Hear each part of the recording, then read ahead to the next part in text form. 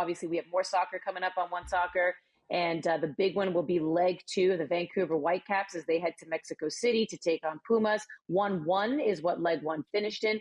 Do you think, Ollie, that the Whitecaps, do you think they could keep it going? Or do you think it comes to an end on Wednesday in Concacaf Champions Cup? I think they're the better team.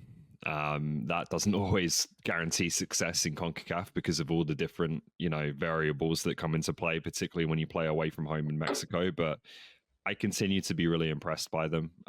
Coming off a Champions Cup game to make pretty short work of Colorado at the weekends, I think was impressive.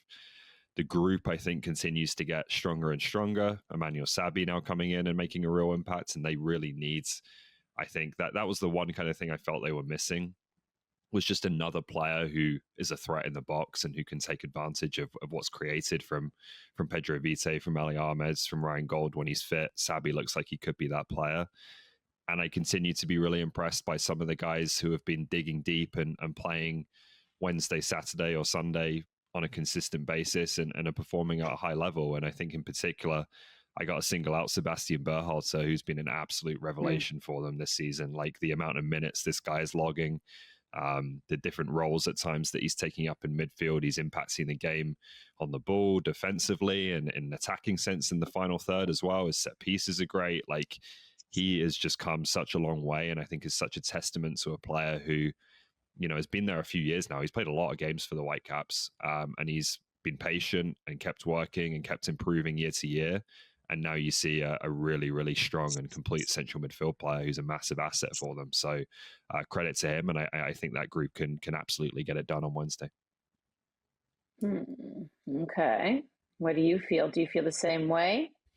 Looks more pessimistic. Yeah, I mean, I think the big thing that stands out is just, will they have, enough juice to do it? Like, will they have enough gas left in the tank? Because one thing that stood out from leg 1 Pumas, and I think Toronto FC as well, that game away in MLS, for the first time all year, they kind of looked tired in both games. They didn't finish strong, and that's been the biggest surprise for me this year, is how good they finish games under Jesper Sorensen. If there's a game that's 0-0, he makes aggressive substitutions.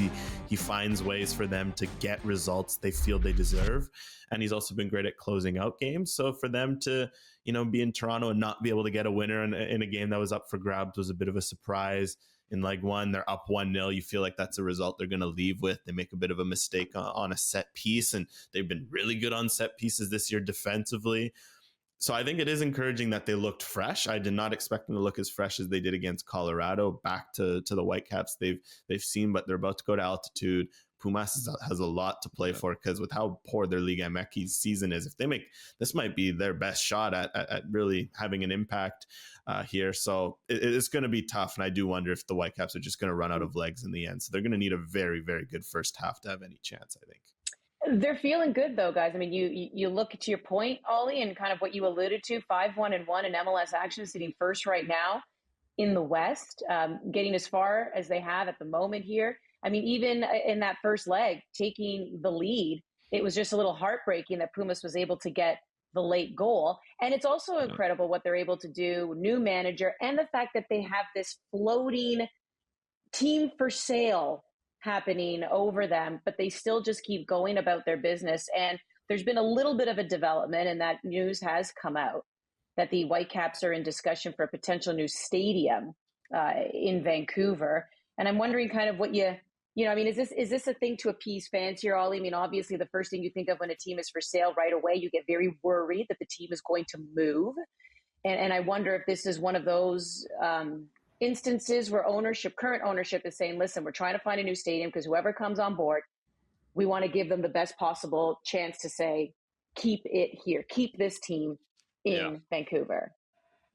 Yeah, it's kind of like equal parts encouraging and also concerning to me, because I think it's encouraging that there is the possibility of a new stadium and that there's a route to explore here that not only keeps the team in Vancouver, but strengthens it, right? Takes it into a new era in a soccer-specific stadium, that's theirs. I think that would be a big difference maker for this club compared to playing at BC Place as a tenant. But then the concern is that it feels like in order to have a chance of keeping the team in Vancouver and finding someone to buy this club who wants to keep the team in Vancouver, it's almost like they're having to go to the ends of the earth to put that kind of to make the club a proposition that someone is going to want to take on in Vancouver, right? Like, it's not typical for the outgoing owners to be working on a stadium plan to set up the new owners to then pursue that. Usually it's the new people coming in who say, here are our ideas, here are the plans, here's the stadium we want to build, and so on. So, Axel Schuster, I think, talked at the start of the season about just making the club as attractive as possible to a potential new owner that's on the pitch and off it. And this feels like an extension of that. They're just trying to do everything they possibly can to say, here's why you should keep this team in Vancouver. The fact that they have to do that worries me a little bit, that there's a real chance they leave. Yeah, what's your take on it, AGR? Yeah, well, I think it makes sense, though, at the same time. Like, I think, like you mentioned, Ollie, the Whitecaps needing a stadium, it's not just for things such as, improving attendance. Like, they're missing out on a lot of revenue. And I think having that control of your stadium would be a huge driver. And I think it's something they've always needed. They've always worked on.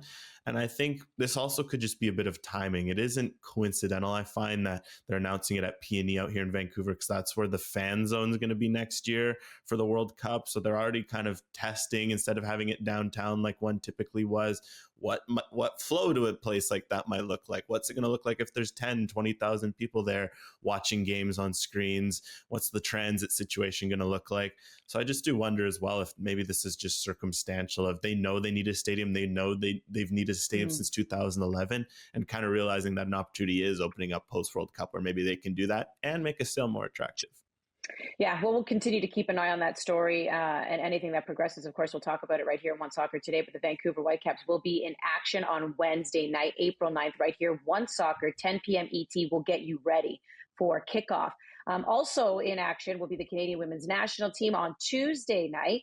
We'll also be on the air once again, 10 p.m. ET. It's the second game against Argentina. They beat them 3-0 on Friday. This time they moved from Vancouver to Langford. Anything stand out right now so far under Casey Stoney, who picks up her first match on home soil, win, I should say, first win on home soil here, Ollie. But anyone in particular standing out so far? Yeah, the standout takeaway from me has been, I'll just offer congratulations and well done to AFC Toronto, because I think they have not only signed a national team player in Emma Regan, I think they've signed one of the best players in the country, periods. And enjoy her while she lasts, because she might not be in that league for very long. She's outstanding, and it's this weird thing that happens in Canada on the men's and the women's sides, that we look at positions in the national team and we're like worried, like, what's the solution long term? It was centre back for the men for a long time. And then this ready-made star just like emerges out of nowhere, whether it's Moise Bombito or now Emma Regan for me as that holding midfielder for the women's national team. I think she's fantastic. I think she does everything you want in that position. She reads the game. She uses the ball. I think there's probably even more from her in an attacking sense. That's just not necessarily what they've asked of her so far. I've been super impressed by her, and I think she's going to be a core player for this team for a long time. Kind of baffling that at age 25 she only has 8 caps for this team, because she looks like a player who's been there for years. Yeah, she does. What about you, AGR? Yeah, and I mean, to the Reagan point, while she was just in League One BC like 2-3 years ago, I was watching her here in the backyard, and now she did the development she's had.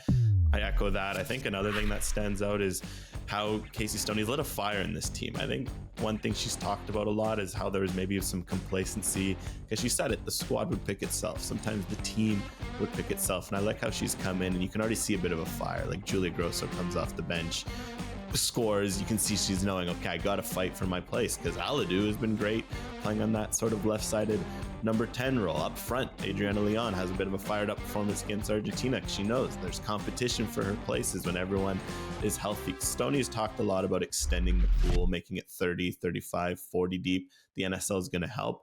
At the same time, it would be nice to have some competition with the 18. Make sure there's battle for places. And I think Stoney's done a great job of make sure even at center back, full back, center mid, there's all these battles for positions that's going to make the squad more competitive going forward. And if you were to look at, obviously pros and cons of the amount of injuries they're dealing with, right? Because there's injuries to some starters here that Casey Stoney hasn't had at her disposal. In some ways, too, it forces her to look at these players that maybe otherwise never got a chance before. So it is a great audition.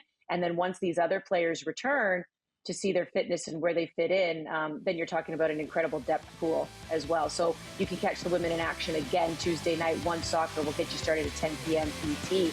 That's Alex. That's Ollie. I'm Andy. You've been watching OneSoccer today. Thanks for tuning in. We'll see you next time.